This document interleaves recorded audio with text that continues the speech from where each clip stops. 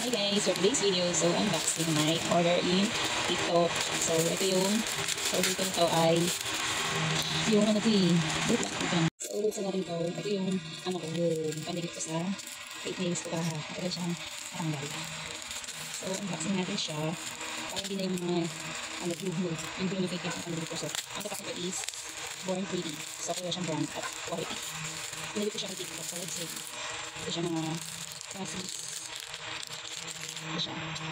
So, ayan, okay na siya. Ayan. Ito yung fake nails ko. So, ang ginamit ko lang dyan is yung glue. Yung glue na free. So, nagbian naman siya. Ayos yung pagkakalagay ko, nagbugas ako ng plato. Ayan, kahit isa wala ko natatanggal. So, pili ko mas nagbukas ako. Baka umabot ng mga. So, ang second is, i-tiktok din siya. So, binabayad ko siya na through payments in online. Kaya pag natin dito is paid na. Wala na pagkakalagay. So, ito siya. So, ganyan ito. Ito siya. Red selling din ito. Kung meron ng tissue, red selling, ang dami ng tissue. Ano siya? So, ito. Nabili ko na siya ng 123 pesos for only 10, ano siya, 20 packs. Ng ano. Hindi mo niya, ito siya. Nasa 4 pieces ko eh. Tapos, libre siya. Ewan ko na ano ito para sa natin.